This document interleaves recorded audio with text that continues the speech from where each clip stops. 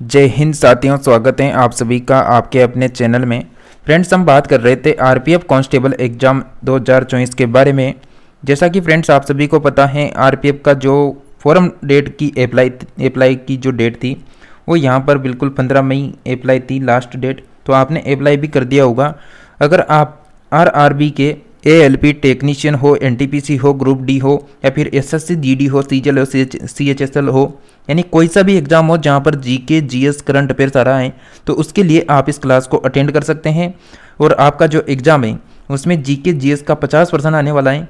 तो बिल्कुल आपको 50 प्रश्नों का प्रैक्टिस सेट है, सुबह 10 बजे मिलता है और शाम 4 बजे वाली क्लास में आपको डेली बिल्कुल टॉपिक वाइज जीके जीएस का प्रैक्टिस सेट मिलता है। तो दोनों क्लासों को आप अटेंड जरूर करें। इसके लिए फ्रेंड्स आप सभी को क्या करना है, जो आपके यहाँ पर बिल्कुल काले कलर की जो पट्टी दिख रही है जिसमें सब्सक्राइबर लिखा हुआ है, तो इसे जल्दी से दबा लें। और इसके पास में इस तरह का तीर का एरो दिख रहा है, तो उसमें दबाने के बाद आपके सामने ऑल का नोटिफिकेशन आएगा ऊपर ही ऊपर, तो उसमें सेलेक्ट कर लें ताकि आने वाली जो भी क्लासें होंगी उनका नोटिफिकेशन आप सभी फ्रेंड्स को कंटिन्यू मिलता रहेगा। तो चलिए बिना किसी देरी के आज की क्लास को हम शुरू करना चाहेंगे। यहाँ पर चलिए फर्स्ट पर्सन की बात करें। उससे पहले आपको बता दें कि हमने जो 4 बजे वाली हमारी क्लास होती है शाम, तो उसमें सौर मंडल टॉपिक के 200% हो चुके हैं, प्रेसिडेंट के 120 और बायोलॉजी में 150% हो चुके, लोक नृत्य में 18 क्वेश्चन और खेल से संबंधित 19, संविधान सभा से संबंधित 19, महाद्वीप महासागर से 14+, हड़प्पा सभ्यता से 18, अक्षांश एवं देशांतर से 14 और उत्तर भारत में राजपूत काल इससे 100% हो चुके हैं और वैदिक संस्कृति से 104% कंप्लीट हो चुके हैं। और जनवरी जो माह की करंट अफेयर्स हैं इसके 300% कल की क्लास में कंप्लीट हो गए थे। तो आज का जो प्रैक्टिस सेट होगा शाम 4 बजे, उसमें नया टॉपिक शुरू होगा, तो उसे ज़रूर अटेंड करें। तो चलिए फर्स्ट पर्सन से हम बात करते हैं। फर्स्ट पर्सन है आपके सामने यूनेस्को, यानी यूनेस्को की स्थापना कब हुई थी। तो यूनेस्को की आपको स्थापना बतानी है। यूनेस्को की फुल फॉर्म भी यहाँ पर दे रखी है, United Nation Educational Scientific and Cultural Organization, इसकी फुल फॉर्म दे रखी है। तो बिल्कुल प्यारे साथियों, आप सभी का यहाँ पर राइट आंसर आएगा 16 नवंबर 1945, सी ऑप्शन आपका करेक्ट आंसर रहेगा। चलिए नेक्स्ट पर्सन है। यूनेस्को का मुख्यालय कहाँ पर स्थित है। तो यूनेस्को का हेडक्वार्टर कहाँ पर स्थित है बताइए। तो यूनेस्को का जो हेडक्वार्टर है फ्रेंड्स वो कहाँ पर आएगा, बिल्कुल जल्दी से कमेंट करें। राइट आंसर आएगा फ्रेंड्स आप सभी का बिल्कुल पेरिस, यानी पेरिस कहाँ पर है, तो पेरिस है फ्रांस में। नेक्स्ट बात करेंगे, खरीफ की फसल कब बोई जाती है। तो खरीफ की फसल कब बोई जाती है, तो ये आपको कमेंट करके बताना है। तो बिल्कुल सभी को बताना चाहिए कि जून जुलाई में जो है यहाँ पर खरीफ की जो फसल है वो यहाँ पर बिल्कुल बोई जाती है। नेक्स्ट बात करें, खरीफ की फसल कब काटी जाती है। तो खरीफ की फसल कब काटी जाती है, बिल्कुल राइट आंसर रहेगा आप सभी का अक्टूबर नवंबर, सी ऑप्शन करेक्ट आंसर हो जाएगा। भारत का प्रथम वाइसराय कौन था। तो भारत का प्रथम वाइसराय कौन था, विलियम बेंटिंक, रॉबर्ट क्लाइव और लॉर्ड वेलेस्ली या फिर लॉर्ड कैनिंग। तो राइट आंसर आना चाहिए फ्रेंड्स आप सभी का बिल्कुल लॉर्ड कैनिंग जो है यहाँ पर डी ऑप्शन आपका राइट आंसर रहेगा। तो फ्रेंड्स बिल्कुल डी ऑप्शन आपका राइट आंसर रहेगा। अगर हम बात करें यहाँ पर लॉर्ड कैनिंग की, तो लॉर्ड कैनिंग का जो कार्यकाल रहा था उसकी अगर हम बात करें तो 1856 से लेकर 1862 तक यहाँ पर लॉर्ड कैनिंग का कार्यकाल रहा था। और ये भारत में कंपनी द्वारा नियुक्त किया गया अंतिम गवर्नर जनरल तथा भारत का प्रथम वाइसराय था। इसके कार्यकाल में ही क्या हुआ था, 1857 की क्रांति हुई थी, वो सफलतापूर्वक इसने क्या किया था, दमन किया था और इसकी ये सबसे बड़ी उपलब्धि मानी गई थी। नेक्स्ट बात करेंगे, नेक्स्ट पर्सन है कि सहायक संधि भारत में ब्रिटिश क्षेत्र का विस्तार करने के लिए अभ्यास की जाने वाली सबसे महत्वपूर्ण नीतियों में से एक थी, जिसे किसके द्वारा पेश किया गया था बताइए। तो सहायक संधि भारत में ब्रिटिश क्षेत्र का विस्तार करने के लिए अभ्यास किए जाने वाली सबसे महत्वपूर्ण नीतियों में से एक थी। इसका यानी यह किसने पेश की थी। तो बिल्कुल आप सभी का राइट आंसर आ रहा है यहाँ पर लॉर्ड वेलेस्ली राइट आंसर रहेगा, सी ऑप्शन करेक्ट आंसर रहेगा। सी ऑप्शन आप ध्यान रखें और जल्दी से एक बार जितने भी क्लास को अटेंड कर रहे हैं वो फ्रेंड्स जल्दी से क्लास को शेयर कर दें जो भी आपके भाई बहन हैं, जो भी आपके फ्रेंड्स हैं, उनको जल्दी से शेयर करें ताकि वो भी इस क्लास को अटेंड कर सके रोजाना। तो फ्रेंड्स यहाँ पर बात करें हम लॉर्ड वेलेजली, तो लॉर्ड वेलेजली का कार्यकाल रहा था 1798 से लेकर 1805 तक। और लॉर्ड वेलेजली जो है इसी ने सहायक संधि पद्धति शुरू की थी। भारत में सहायक संधि का प्रयोग जो है वेलेजली से पूर्व फ्रांसीसी गवर्नर था, जिसका नाम आता है, क्या आता है, डुप्ले, यानी डुप्ले ने यहाँ पर यानी किया था, फ्रांसीसी गवर्नर डुप्ले ने किया था। जो सहायक संधि स्वीकार करने वाले राज्यों की अगर हम बात करें तो सहायक संधि स्वीकार करने वाले राज्यों में हम बात करें तो फर्स्ट आता है यहाँ पर हैदराबाद, यानी हैदराबाद की हम बात करें तो हैदराबाद ने यहाँ पर 1798 में यह संधि स्वीकार की। अगर हम बात करें यहाँ पर नेक्स्ट में मैसूर ने यह संधि स्वीकार की थी 1799 में। नेक्स्ट अगर शहर की हम बात करें, नेक्स्ट शहर बात करें तंजौर की, तो तंजौर ने संधि स्वीकार की थी ये 1799। नेक्स्ट अवध की अगर हम बात करें तो अवध ने यह संधि स्वीकार की थी 1801 में।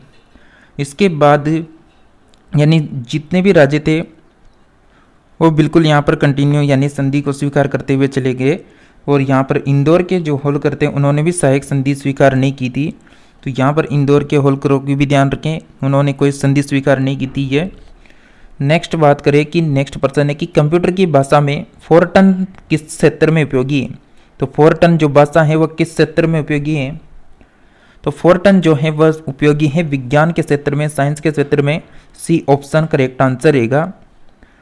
नेक्स्ट बात करेंगे कि कंप्यूटर की भाषा जो कोबल है वो किसके लिए उपयोगी है, तो कोबल भाषा की अगर हम बात करें साथियों तो बिल्कुल व्यवसायिक कार्य के लिए यह उपयोगी है, ये ऑप्शन आपका राइट आंसर रहेगा। नेक्स्ट प्रश्न है डॉक्ट्रिन ऑफ लेप्स नीति किसने बनाई थी, तो डॉक्ट्रिन ऑफ लेप्स नीति किसने बनाई थी, बिल्कुल आप सभी का राइट आंसर रहेगा फ्रेंड्स यहाँ पर लॉर्ड डलहौजी करेक्ट आंसर हो जाएगा, सी ऑप्शन लॉर्ड डलहौजी। यानी आप सभी को पता है लॉर्ड डलहौजी किसके लिए जाना जाता है, तो हड़प नीति के लिए जाना जाता है। और हड़प नीति की शुरुआत भी किसने की थी, लॉर्ड डलहौजी ने की थी। हड़प नीति के तहत इसने सर्वप्रथम यानी हम बात करें यहाँ पर सतारा को इसने हड़पा था कब, बिल्कुल 1848 में सतारा को हड़पा। उसके बाद इसने जैतपुर यानी जैतपुर को भी कब हड़पा था, तो जैतपुर को इसने जैतपुर के साथ इसने एक और थी संभलपुर इन दोनों को बिल्कुल 1849 में हड़पा गया था इसके द्वारा हड़प नीति के तहत। उसके बाद नेक्स्ट शहर था जिसमें आता है बगाट को हड़पा गया था 1850 में। फिर उदयपुर आ गया, उदयपुर की हम बात करें तो उदयपुर में हड़पा गया था 1852 में। फिर बात करें झांसी की, तो झांसी को हड़पा गया, झांसी को 1853 में हड़पा गया था। और इसके बाद लास्ट अगर हम बात करें तो लास्ट है यहाँ पर बिल्कुल नागपुर की हम बात करेंगे, किसकी, नागपुर को हड़पा गया था साथियों यहाँ पर 1854 में, तो 1854 में नागपुर को हड़पा गया था। तो ये आधी रियासतें थी जिनको अंग्रेजों ने राज्य में विलय कर लिया था। चलिए नेक्स्ट बात करें, निम्नलिखित में से कौन कोशिकाओं में नाभिक नहीं होता है, तो कौन सी कोशिका है जिन पर नाभिक नहीं होता है फ्रेंड्स बताइए। बिल्कुल राइट आंसर रहेगा फ्रेंड्स आप सभी का लाल रक्त जो कोशिकाएं होती हैं इनमें बिल्कुल नाभिक नहीं होता है, तो आप सभी का बी ऑप्शन करेक्ट आंसर रहेगा।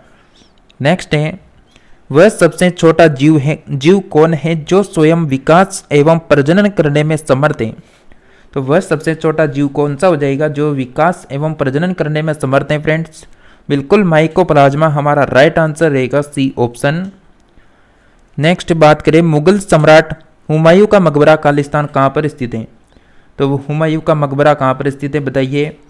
बिल्कुल हुमायूं का जो मकबरा है वो कहाँ पर हो जाएगा, दिल्ली, बी ऑप्शन आपका राइट आंसर रहेगा, दिल्ली में हुमायूं का मकबरा है। हुमायूं का जो मकबरा है वह एक बिल्कुल मुगल वास्तुकला से प्रेरित मकबरा है और ये दिल्ली के कहाँ पर स्थित हैं? तो दिल्ली के दीन पनाह में स्थित हैं।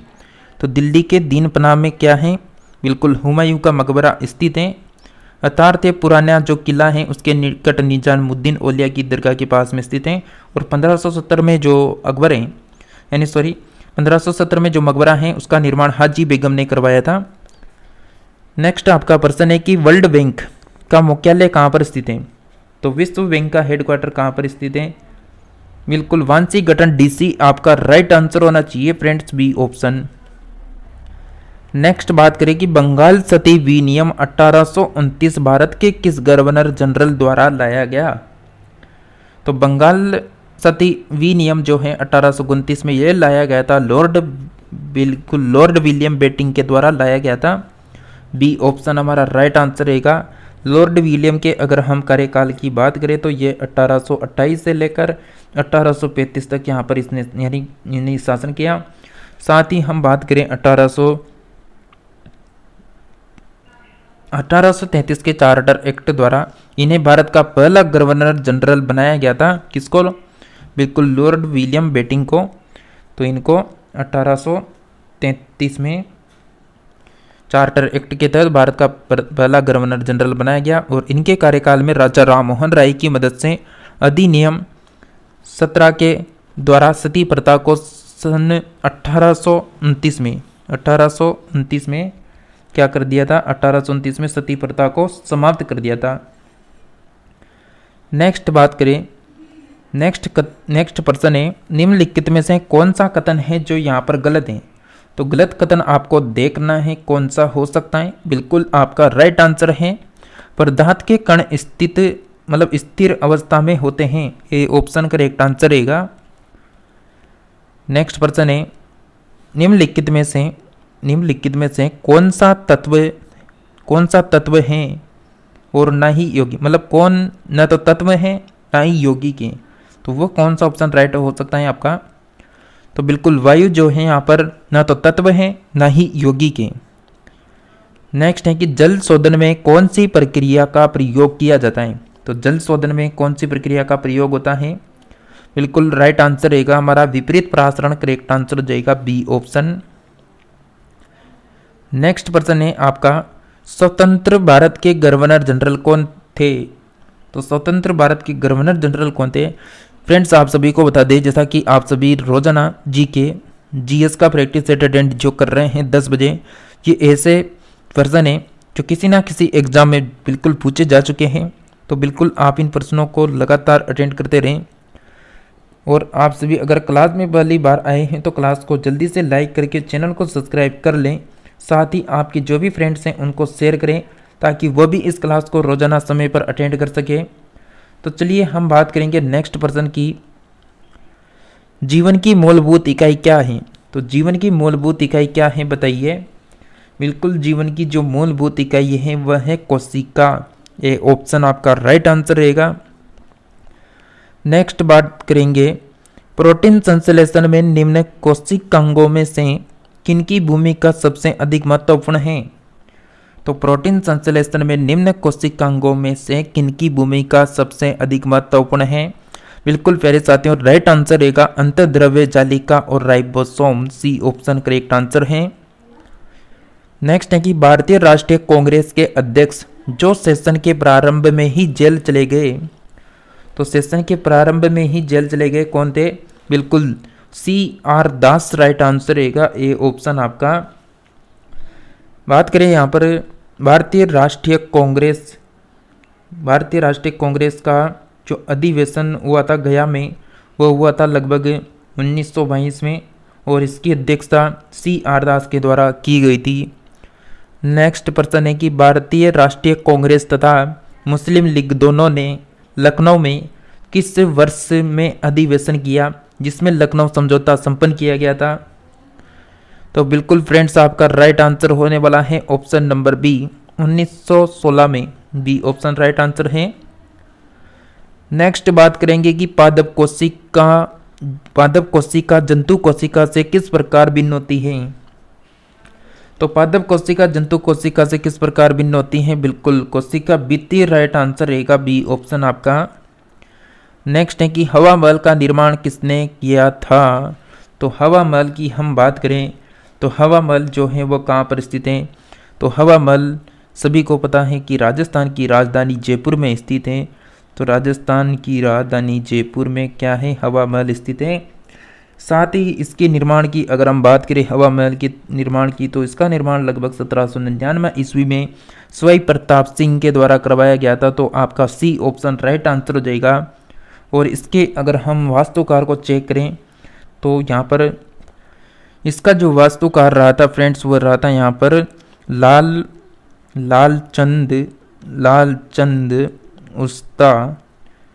लालचंद उस्ताद यहाँ पर इसका वास्तुकार रहा था हवा महल का। और हवा महल में जो है 5 मंजिल इमारतें जिसकी ऊंचाई मुख्य आधार से 50 फीट यानी 15 मीटर है। नेक्स्ट पर्सन की हम बात करें, जयपुर में हवा महल का निर्माण किससे हुआ है? तो जयपुर में मतलब कौन सी चीज़ से यहाँ पर हवा महल का निर्माण हुआ है? राइट आंसर रहेगा बिल्कुल लाल और गुलाबी बलुआ पत्थर से यहाँ पर इसका निर्माण किया गया है। सी ऑप्शन हमारा राइट आंसर रहेगा। नेक्स्ट प्रश्न है आपका,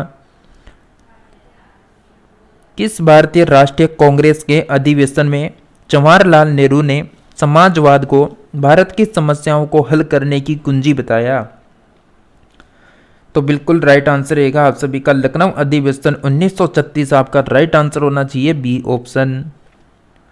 नेक्स्ट है, निम्नलिखित में से कौन सा ऊर्ध्वपातन कर सकता है? तो ऊर्ध्वपातन कर सकता है कौन? बिल्कुल अमोनियम क्लोराइड आपका राइट आंसर रहेगा सी ऑप्शन। नेक्स्ट प्रश्न है कि इंटरपोल का मुख्यालय कहाँ पर स्थित है? तो इंटरपोल का मुख्यालय कहाँ पर स्थित है फ्रेंड्स बताइए? बिल्कुल राइट आंसर रहेगा आप सभी का लियोन, बी ऑप्शन राइट आंसर हो जाएगा। लियोन में स्थित है अंतर्राष्ट्रीय आपराधिक पुलिस संगठन, जिसे आमतौर पर इंटरपोल के नाम से भी जाना जाता है। और ये एक अंतर्राष्ट्रीय संगठन है जो दुनिया भर में पुलिस सहयोग और अपराध नियंत्रण की सुविधा प्रदान करता है। इसका मुख्यालय जो है कहाँ पर है? लियोन। और लियोन कहाँ पर पड़ता है? तो लियोन जो है वह है फ्रांस में। तो आपका बिल्कुल बी ऑप्शन राइट आंसर रहेगा। नेक्स्ट है कि सूर्य और पृथ्वी के बीच चंद्रमा कब आता है? तो सूर्य और पृथ्वी के बीच में चंद्रमा कब आएगा?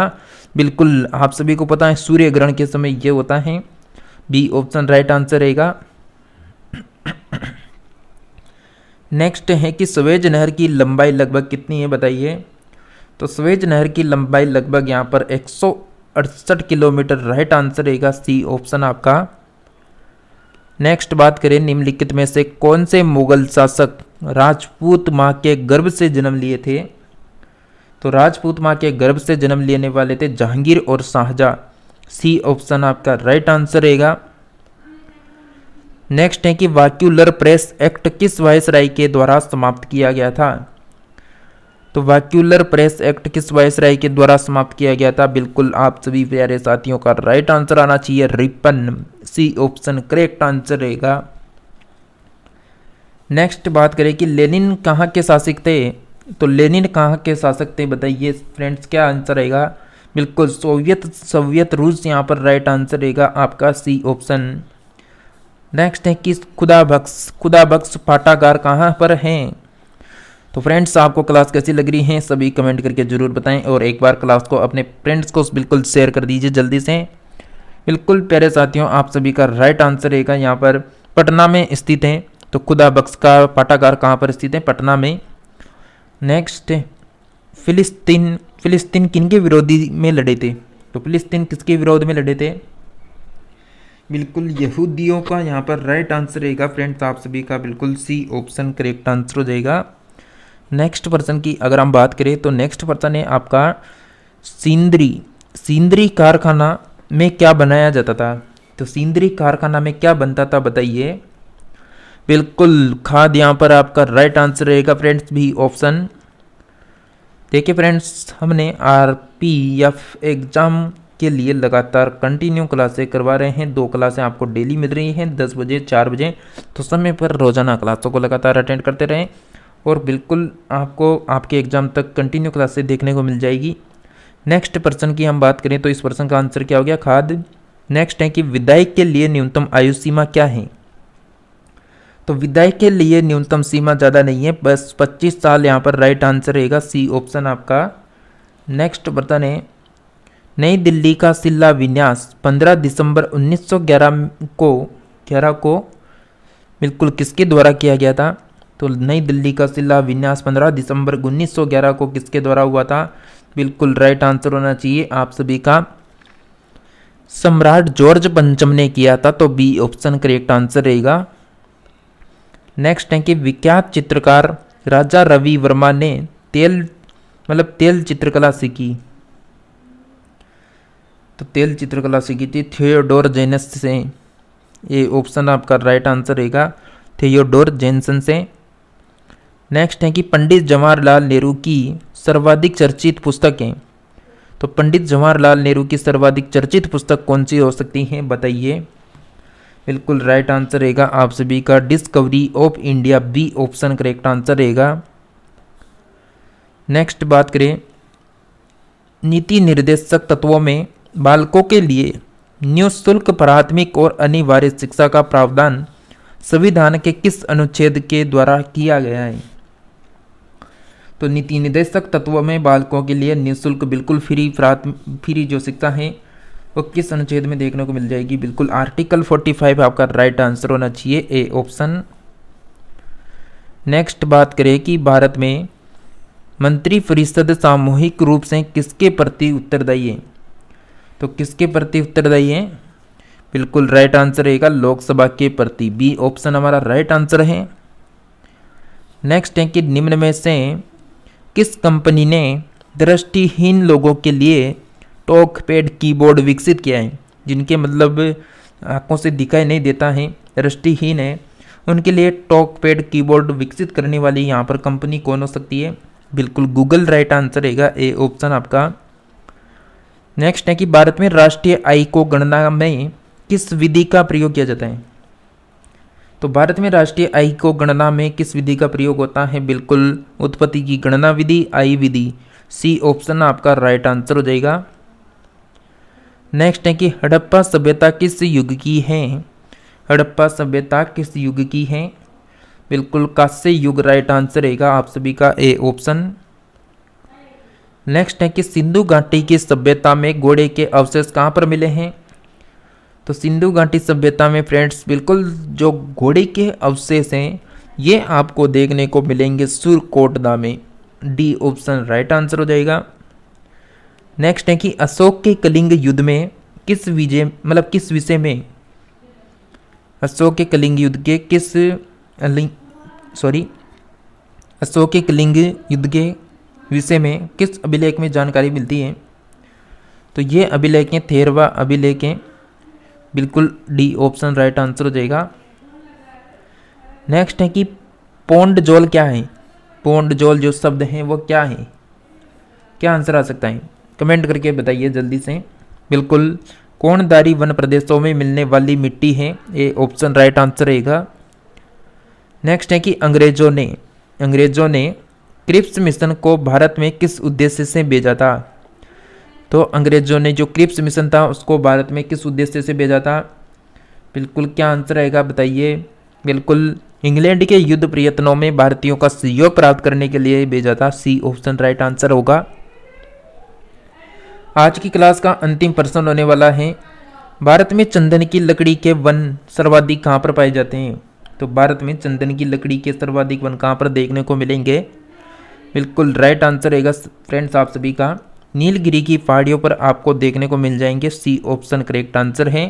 फ्रेंड्स अगर आप सीरियस होकर क्लास को अटेंड कर रहे हैं तो आपने अगर 15 में से 35 भी प्लस सही किए तो बहुत अच्छा स्कोर आपका चल रहा है। तो बताइए देखते हैं आज क्लास अटेंड करने वालों ने कितनों ने 35 क्वेश्चन यहाँ पर यानी किए हैं। तो फ्रेंड्स आप सभी को जैसा कि क्लास पूरी कंप्लीट 50 प्रश्नों का प्रैक्टिस सेट हो चुका है। अगर आप कंटिन्यू क्लासें करना चाहते हैं जीके जीएस करंट अफेयर्स के लिए तो आप सभी को एक ही काम करना है, चैनल को सब्सक्राइब करके बेल आइकन के ऑप्शन को ऑन कर लें ताकि जब भी कोई सा प्रैक्टिस सेट होगा तो उसका नोटिफिकेशन आपको लगातार मिलता रहेगा। साथ ही कोई सी भी न्यू वैकेंसी हो, कोई न्यू अपडेट आएगी तो उसका भी आपको जल्दी बिल्कुल इन मतलब वीडियो बना के आपको बता दिया जाएगा, कोई सी भी इन्फॉर्मेशन आएगी तो आगे से। तो बिल्कुल मिलते हैं नेक्स्ट क्लास में, तब तक के लिए आप सभी हमारे साथ लगातार जुड़े रहिए।